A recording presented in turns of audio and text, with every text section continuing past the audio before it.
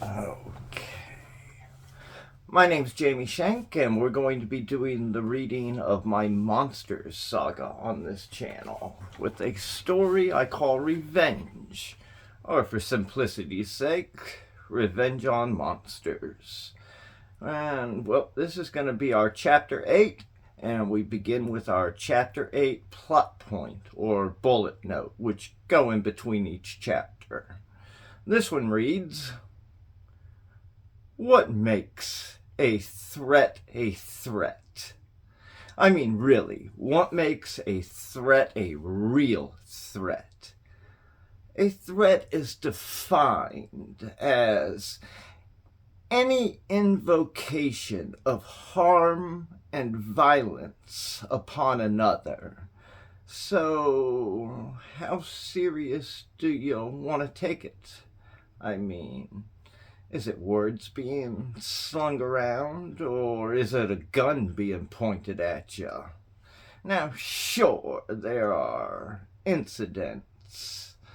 People make mistakes. People do some crazy things at times. But what makes a human a true monster? What tips the scales? What crosses the line? How and when does one reach that point to which there's no coming back from? What makes a human a monster? Is it something that they're born with or something that happens? Is it in the DNA of a person? Is it in their genes, their wiring, and their programming? Could nature, nurture, upbringing, or environment have anything to do with it? Could it be a little bit of all of this which does this? Do psychopaths and sociopaths really even have a choice in becoming what they become? In some cases, in all cases. But all that psychological philosophy aside, one thing's for certain. A threat is a threat, especially if it's a threat to peaceful, innocent lives, as well as the quality and value of life for so many others, sometimes entire communities. Chapter 8. Tyler awoke at dawn. He got dressed and put his boots on. After taking a little time out for himself to wake up and freshen up, he then went down into the basement to check on his captives. Tyler unlocks and opens the basement door.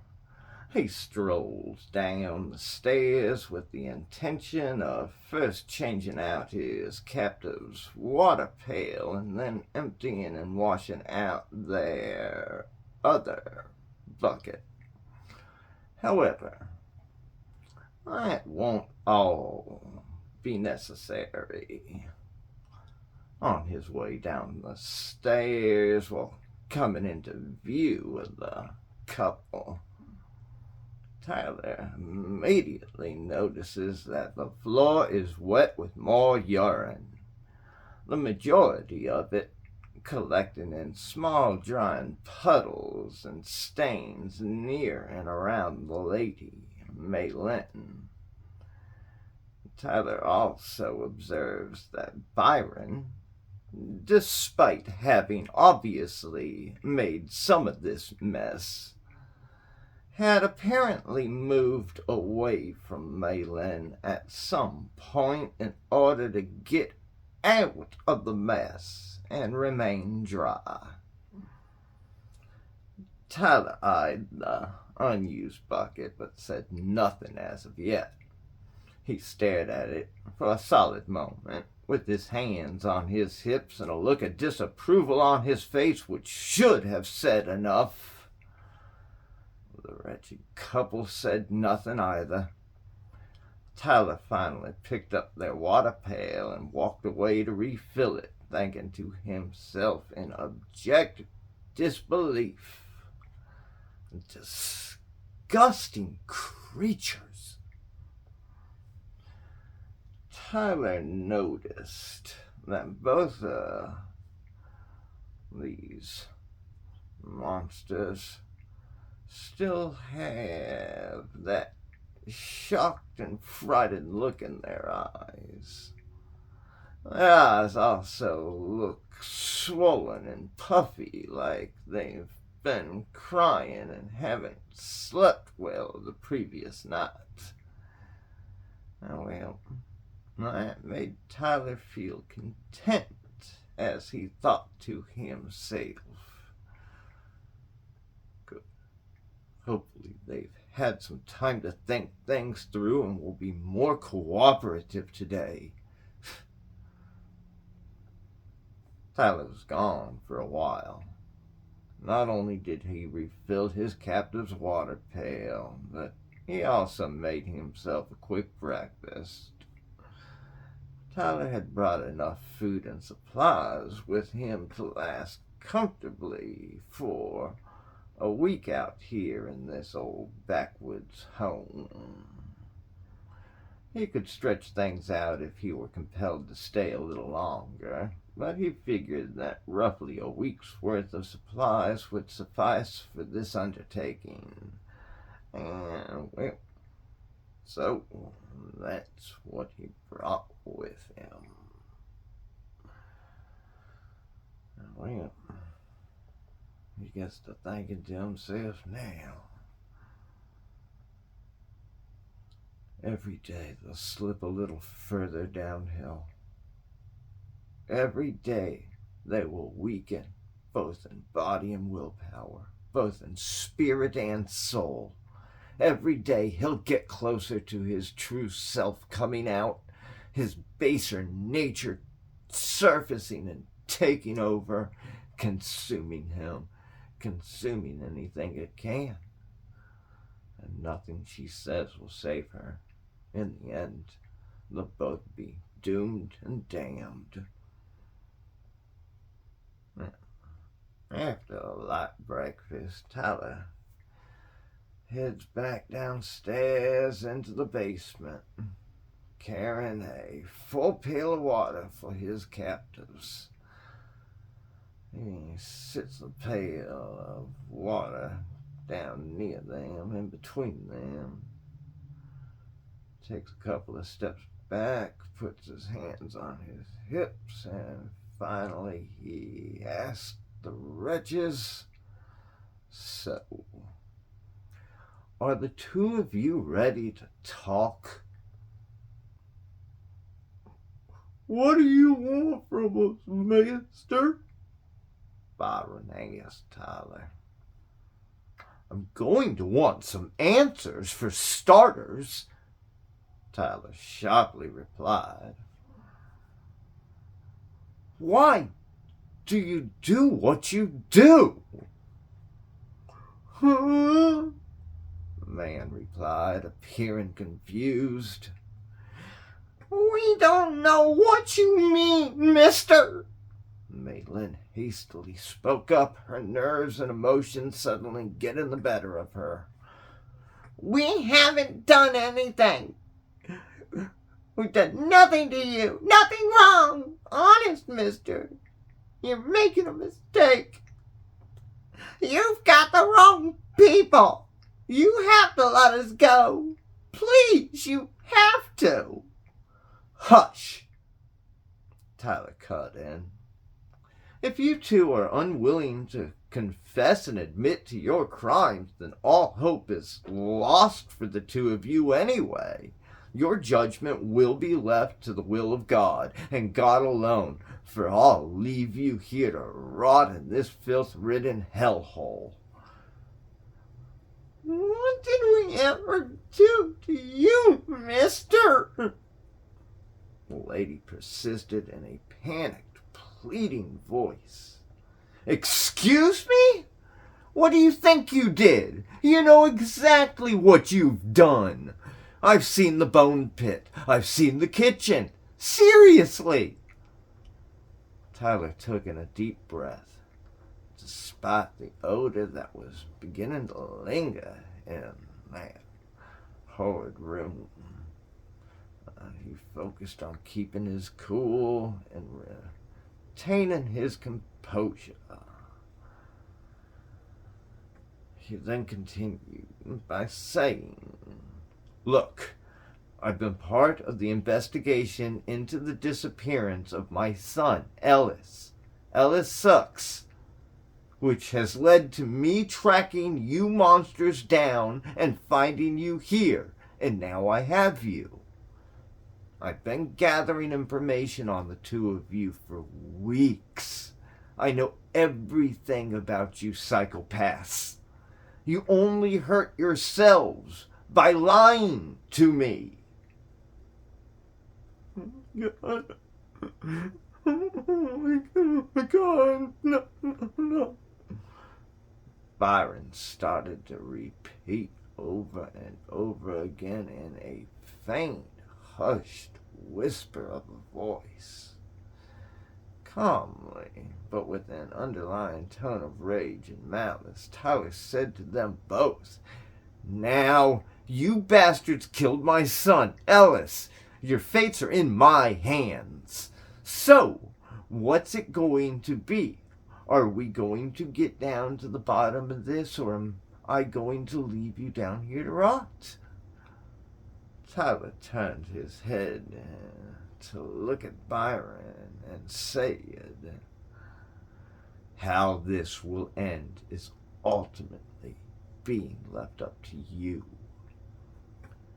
Once Tyler was finished, Byron, realizing the depths to what Tyler had just said to him and what might it mean for Malin and himself, started to panic and call out to his wife and partner in crime, "This guy thinks we killed his son, Malin.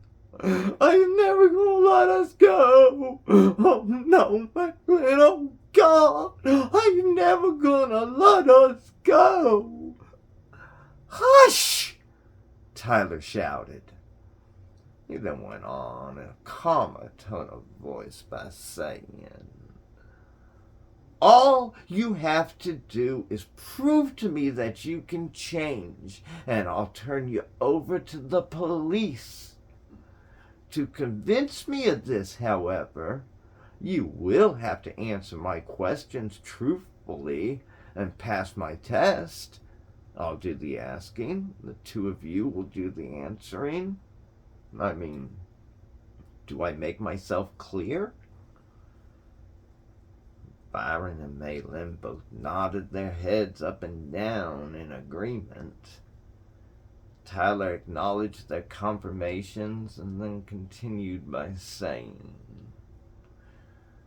"If you don't answer my questions honestly and convince me wholeheartedly that you can reform your evil ways, then I can promise you it won't be good for either of you. As for the test," Tyler looked directly into Byron's eyes as he said this next part, "I think you'll soon come to realize what you're up against.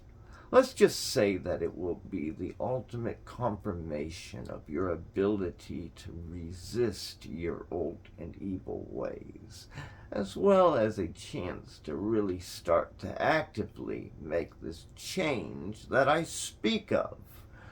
Resist the urge, Byron. Resist the urge. Resist those urges, and who knows what will happen. Who knows what the future might bring. If you pass the test, answer all of my questions truthfully and honestly, and really convince me that you've both reformed and are good to go, well, I might even consider not just handing you over to the authorities, but really actually letting you go. This is your opportunity. Oh, yeah, Byron sarcastically grumbled. This is such an opportunity. And what kind of an opportunity did you give my son? Tyler sharply retorted, rage building within him, though he's trying not to show it. Byron just stared at Tyler with callous, frightened eyes, trembling but saying nothing. Likely afraid of saying something wrong, Tyler realized. Malin started to stammer and stutter as if she were about to say something, but Tyler instantly turned on her and, though remaining silent for the most part for the moment, the look he gave her was enough to put a halt to whatever words were about to spill out before they could even properly form.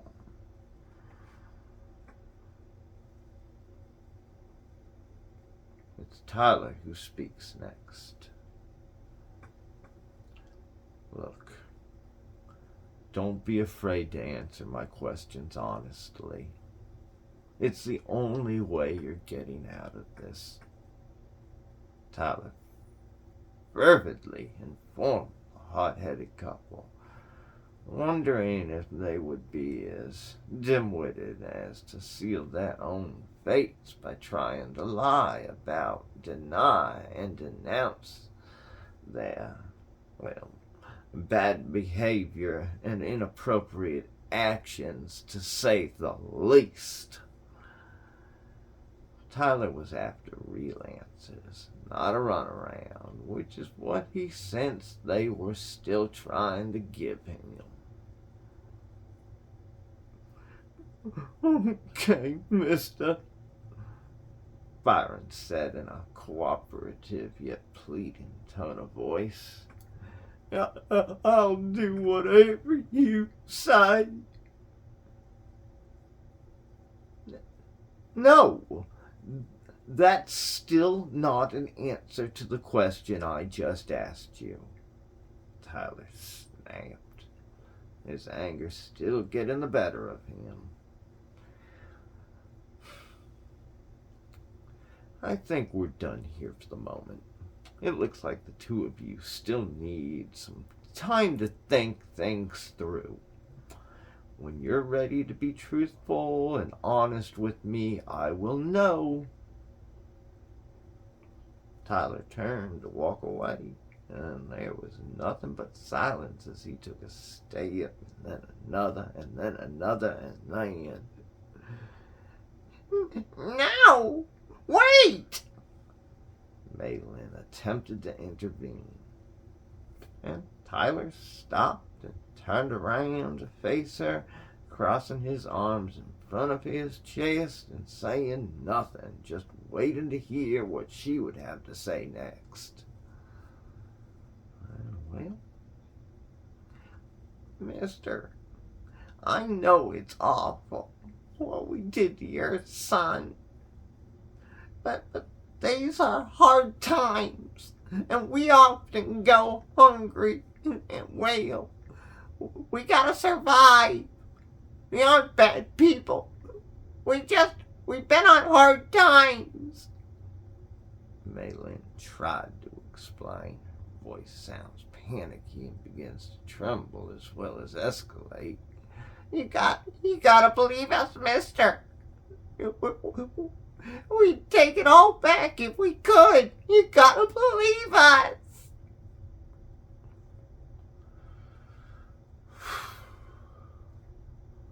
Look, I respect your honesty, and that's a good start.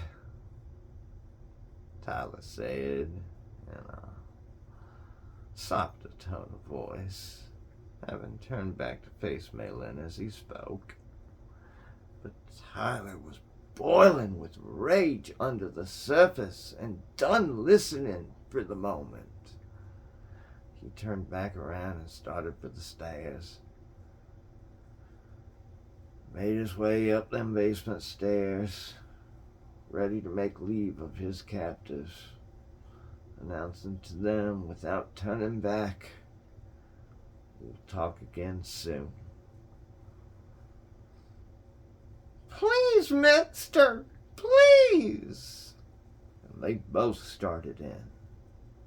But Tyler was done with them for the moment and paid them no more mind as he shut the door and locked it. Tyler wants truth, not lies. And he doesn't feel they are ready to be completely honest with him just yet. And then there's this anger. He tells himself they just aren't quite desperate enough yet to properly cooperate with me.